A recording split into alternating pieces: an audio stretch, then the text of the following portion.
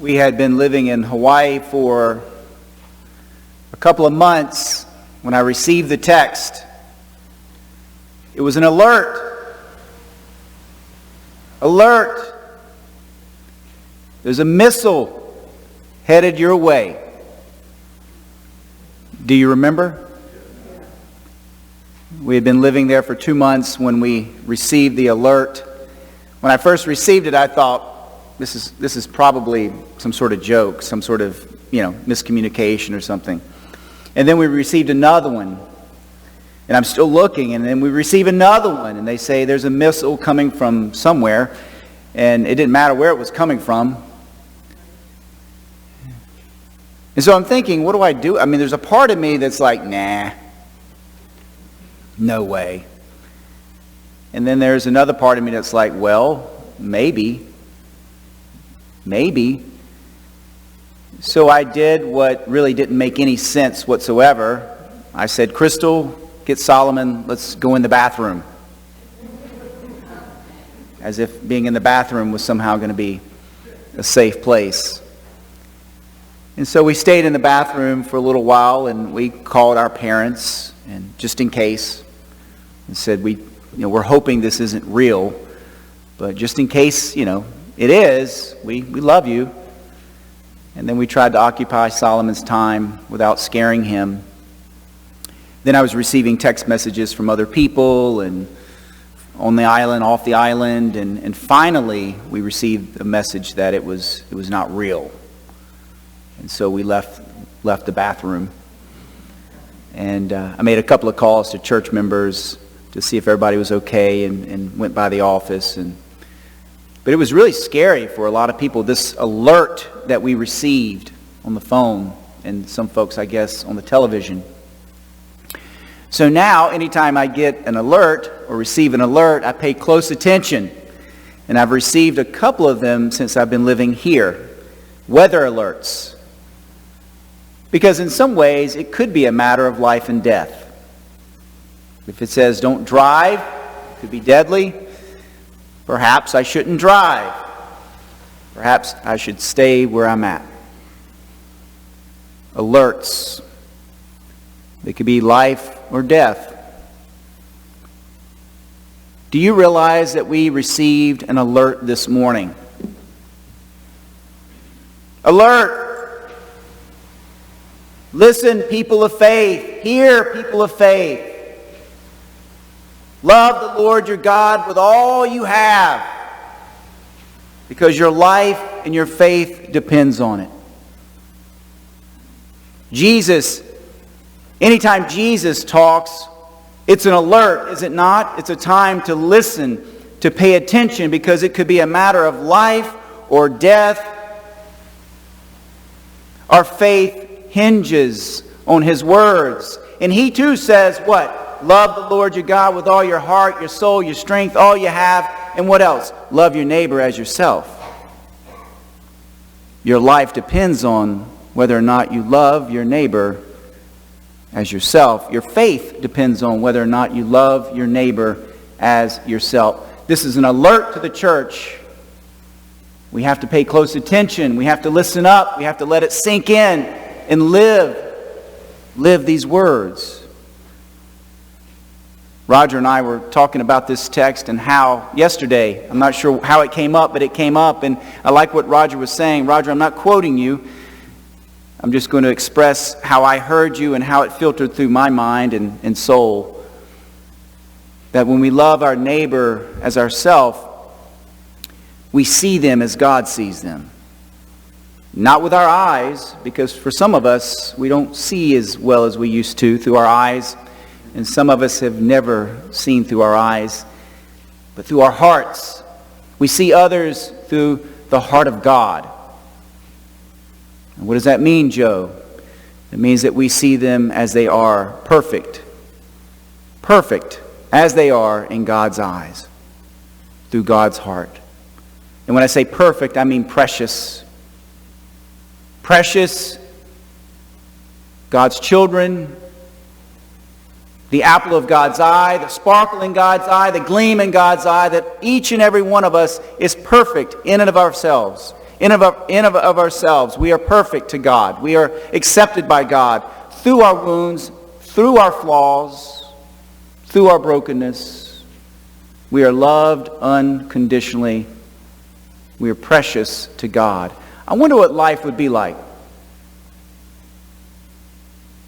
if everyone saw one another through the heart of God.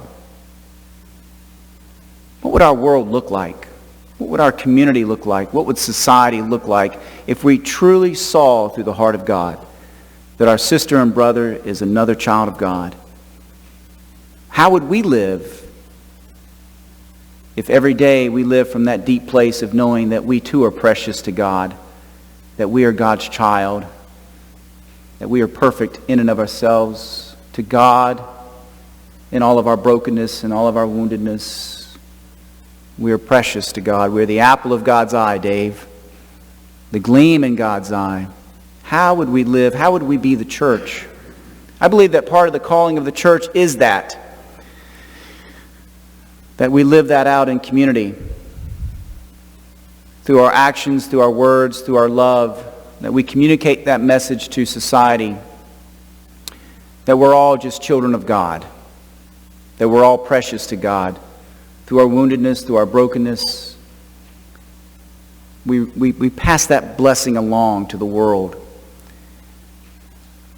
We were talking this morning in adult formation, and I really wanted y'all to hear this, Gail, that First Church is so important to our community and to our society, to our counties and to our state. First Church is life-giving and sometimes life-saving for so many people. Please let that sink in. Please receive that blessing that you have always been both life-giving and sometimes life-saving for so many vulnerable people in our society. Because that is the message of First Church, that you are God's child, no matter who you are, where you are on life's journey. You're welcome here. You're a child of God. You are affirmed, not only welcome, but you are affirmed as a child of God for just who you are. Just come in and receive the love of God and experience the love of God in community. The calling of the church. When I was in Rockaway, I met Dennis. He came through the front door of the church on Sunday morning. He had his service dog. Dennis is blind. He had a backpack and he had his Braille machine. And our usher welcomed him into the church. Come in. Come on in. What is your name? Dennis, nice to meet you. How'd you hear about us? Come on in. Let me take you to your seat. Where do you want to sit, Dennis? The back, the front, the middle? Dennis wanted to sit in the front. So we sat Dennis, he led him to the front of the church, and Sammy, I'll call him Sammy, his seeing eye dog, he sat underneath Dennis, curled up. And then another usher came over to Dennis and said, Dennis, is there anything that we can do for you to help enhance your worship today? What can we do? How can we help you? He says, as a matter of fact, if you go download the worship service on a what do you call them, those little things you plug into the computer? A thumb drive. If you plug those in, if you get one of those and put the service on that, I can plug that into my Braille machine and I can follow the service. And if you can do it, put the hymns on there too. And so they came to me and said, Pastor Joe, can you upload this on the thumb drive? Can you upload the service? Can you put the hymns on here? I said, sure, let's do it. So I ran upstairs to the office and I put it all on a thumb drive. I was able to easily find the hymns and download those onto the thumb drive. And then we brought it back to Dennis. And he plugged it into his Braille machine. And he said it worked. And so I didn't think much else about it. We started worshiping. And every so often I would look over at Dennis and he was smiling and he was following along with the service. And he was repeating the litanies. He was singing the hymns. He was in the worship and he was smiling, and I thought, wonderful, wonderful.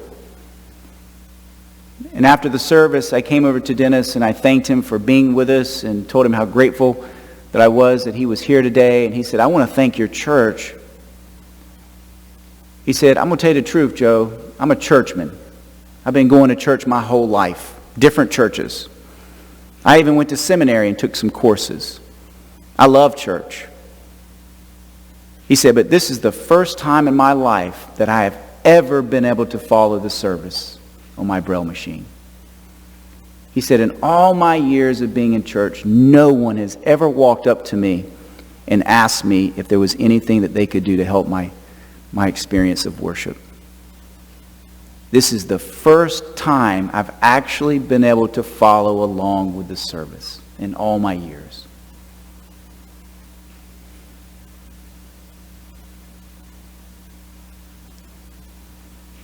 Love the Lord your God with all your heart, your soul, your mind, and your strength. And love your neighbor as yourself.